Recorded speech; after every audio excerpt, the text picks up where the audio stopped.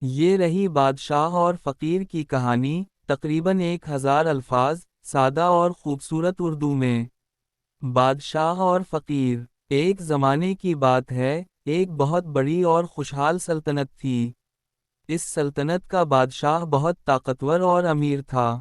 اس کے محل سونے اور چاندی سے سجے ہوئے تھے، نوکر چاکر ہر وقت اس کی خدمت میں حاضر رہتے تھے، اور اس کے پاس دنیا کی ہر آسائش موجود تھی۔ مگر اس سب کے باوجود بادشاہ کے دل میں عجیب سی بے چینی رہتی تھی۔ وہ اکثر سوچتا تھا کہ آخر حقیقی خوشی کیا ہے۔ ایک دن بادشاہ نے سوچا کہ وہ عام لوگوں کے حالات خود دیکھے گا۔ اس نے سادہ لباس پہنا اور محل سے باہر نکل گیا۔ وہ شہر کی گلیوں میں گھومتا رہا اور لوگوں کو اپنے کاموں میں مصروف دیکھا۔ کچھ لوگ ہنس رہے تھے، کچھ محنت کر رہے تھے، اور کچھ غمگین نظر آ رہے تھے۔ اسی دوران بادشاہ کی نظر ایک فقیر پر پڑی جو ایک درخت کے نیچے بیٹھا ہوا تھا۔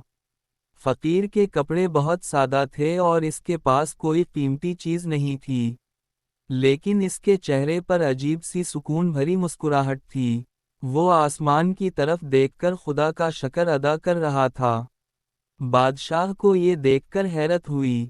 وہ فقیر کے پاس گیا اور بولا، اے فقیر، تمہارے پاس نہ دولت ہے، نہ بڑا گھر، نہ کوئی آسائش، پھر بھی تم اتنے خوش کیوں ہو؟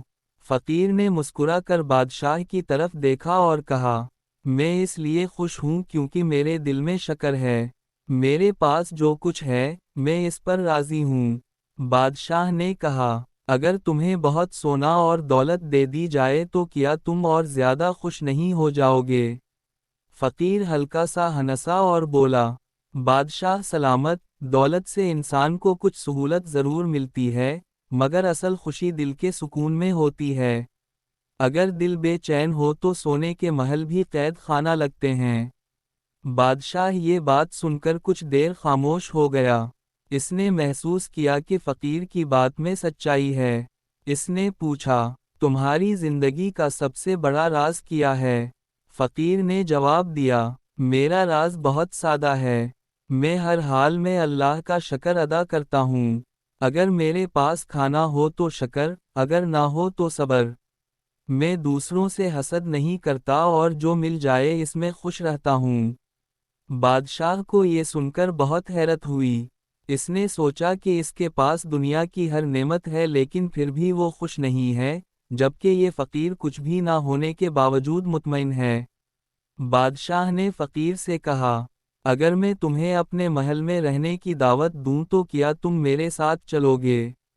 فقیر نے مسکرا کر جواب دیا، بادشاہ سلامت، میں آپ کی مہربانی کا شکر گزار ہوں، مگر مجھے اپنی سادہ زندگی ہی پسند ہے۔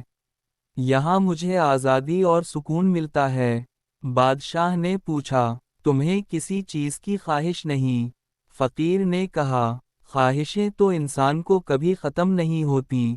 اگر میں خواہشوں کے پیچھے بھاگنے لگوں تو شاید میں بھی آپ کی طرح بے چین ہو جاؤں۔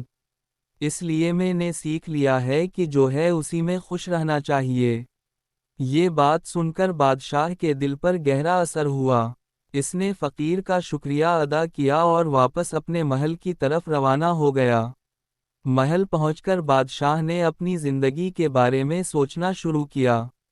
اسے احساس ہوا کہ وہ ہمیشہ زیادہ دولت، زیادہ طاقت اور زیادہ شان و شوکت کے پیچھے بھاگتا رہا، مگر کبھی دل کے سکون کے بارے میں نہیں سوچا۔ اس دن کے بعد بادشاہ نے اپنی عادتیں بدلنا شروع کر دیں۔ اس نے غریبوں کی مدد کرنا شروع کی، لوگوں کے مسائل سننے لگا اور اللہ کا شکر ادا کرنے لگا۔ آہستہ آہستہ بادشاہ کے دل کی بے چینی ختم ہونے لگی۔ اسے وہ سکون ملنے لگا جس کی وہ ہمیشہ تلاش میں تھا۔ کچھ عرصے بعد بادشاہ دوبارہ اسی درخت کے پاس گیا جہاں اس کی ملاقات فقیر سے ہوئی تھی۔ فقیر ابھی بھی وہاں بیٹھا ہوا تھا۔ بادشاہ نے خوشی سے کہا، اے دوست، تم نے مجھے زندگی کا سب سے قیمتی سبق سکھایا ہے۔ فقیر نے مسکرا کر کہا، میں نے تو صرف سچ کہا تھا۔ اصل دولت دل کا سکون ہے۔